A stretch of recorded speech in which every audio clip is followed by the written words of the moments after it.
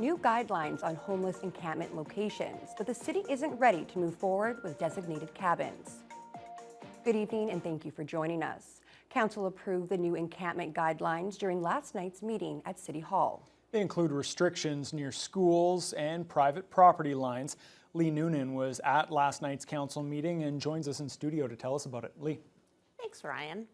The issue of designated, or rather permitted, encampment sites is contentious, and council debated it for hours last night.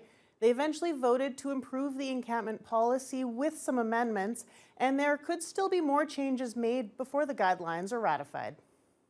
After 3 hours of presentations, deputations, and debates, Thunder Bay City Council has approved guidelines aimed at balancing the interests of the city's housed and unhoused populations. We have people that are in the public that basically want the people that are homeless kicked out to the city limits and don't care about the person's well-being at all. And then there are other people that just care about the homeless people and not anybody else's view. The policy outlines distance guidelines for where encampments should be located, not within 100 meters of a school, daycare, playground, or pool, not within 50 meters of a lake, boat launch, or sports field, and not within 20 meters of a highway or any private property, including houses and businesses. Council also added a clause to the resolution that would see the guidelines continuously reevaluated and updated. The legal precedents are still being set.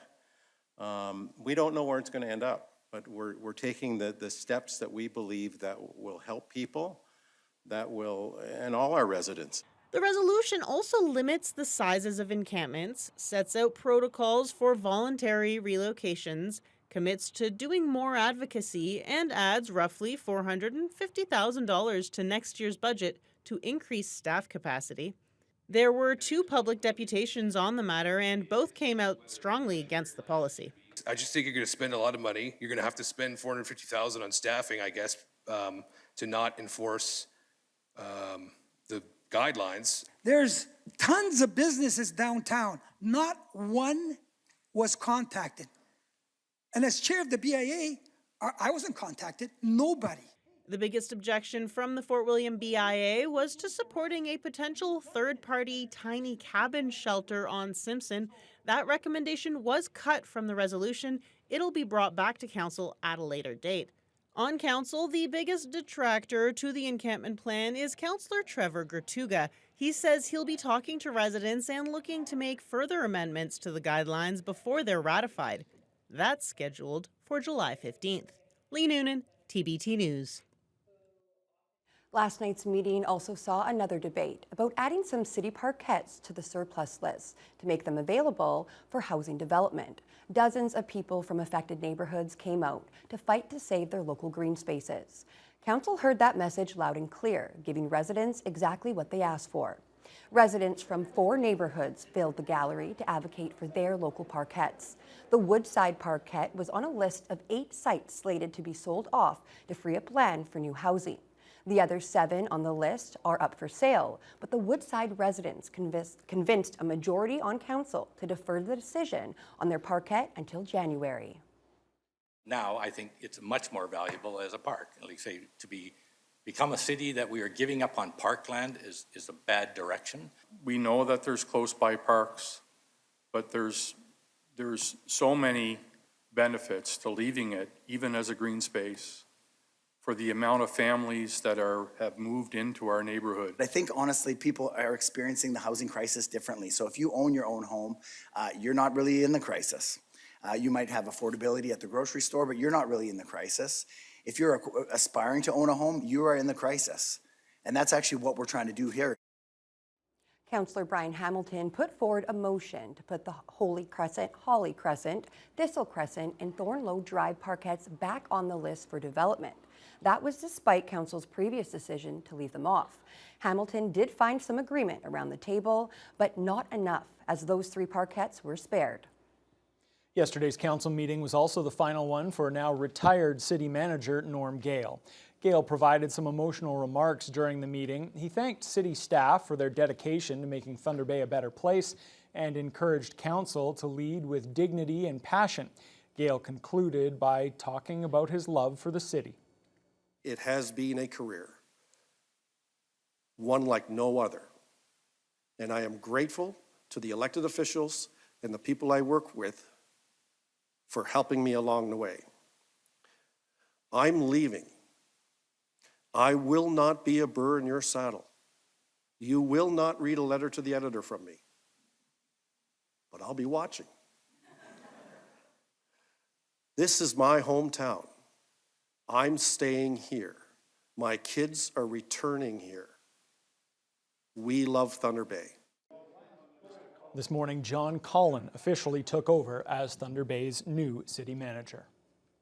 Motorists will start seeing construction on Balmmoral Street as work is set to resume on a multi-use trail in the area. The $2 million project is part of the larger Balmmoral Street reconstruction effort. Jessica Clement reports. The Balmmoral Street reconstruction project is picking up from where it left off last summer. Work has started on a new multi-use trail that'll be on the east side of the road and connect to the bridge on the Nebing-McIntyre floodway. The trail will then continue south down Balmmoral to Cameron Street. Manager of Engineering Matthew Miedema says after the trail is done and prepped, they'll start asphalt resurfacing the road. He estimates this portion of the project will cost just over $2 million and adds there's still more work they want to do. We're still continuing on. We want to get down to Victoria Avenue and Arthur Street further with more multi-use trail and kind of pedestrian corridors on the same side as the road here. So in future years, subject to council approval, we'll be continuing south with further work on Balmmoral Street, Waterloo. We do see a lot of people walking and biking on the side already. There is, we call it a desire path. You'll see kind of the boulevard gets patted down with people walking, so there is definitely a need and justification to have it on both sides of this location. Crews started work on Tuesday, and Miedema expects that'll take 2 months to complete. However, he says there shouldn't be too much of an impact on traffic. There may be some lane closures here and there to do some work on the road and curb lanes, but primarily they're going to focus on the trail, so minor inconveniences, but as they get to paving, expect some delays and reduction in travel lanes coming up in the month ahead here. Motorists are reminded to reduce their speed and drive with extra care in construction zones. Jessica Clement, TBT News.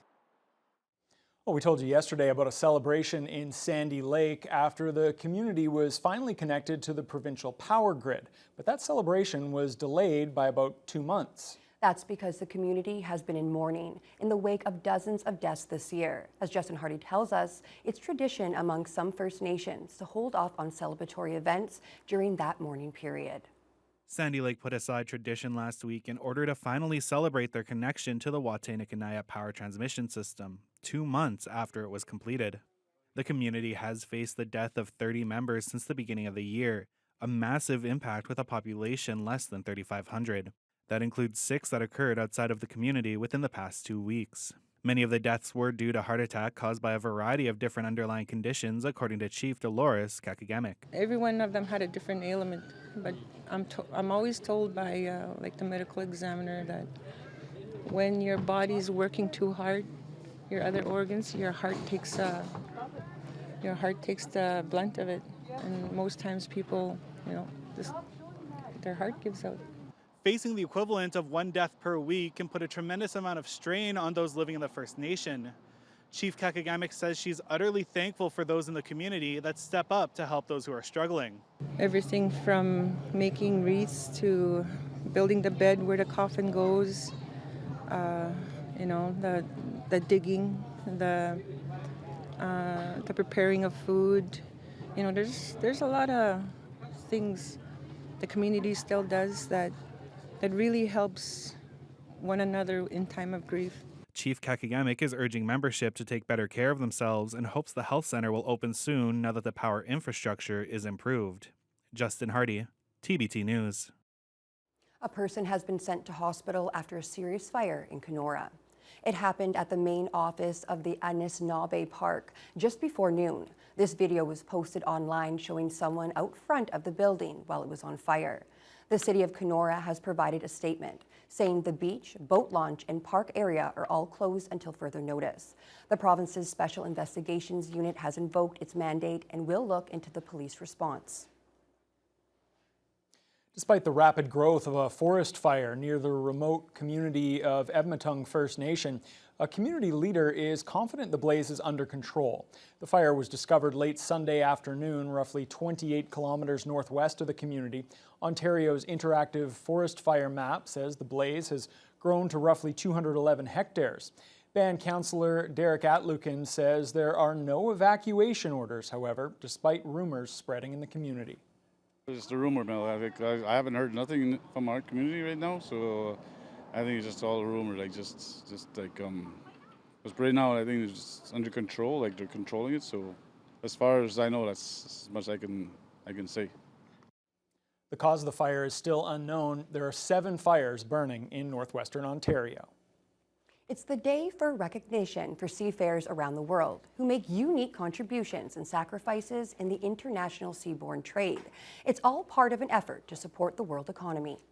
The term seafarer is used to describe anyone who's working on a ship. Retired seafarer David Benedette is marking the day with an impressive ship model display, which he's been building since he was young. Benedette talks about the dedicated and highly trained people who make constant sacrifices to deliver over 90% of the world's goods.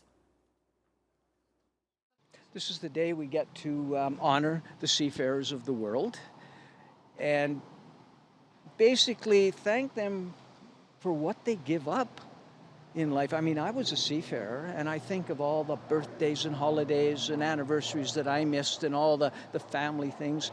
These fellas are the same. They're aboard ship anywhere from, maybe 4 months, 8 months, 12 months.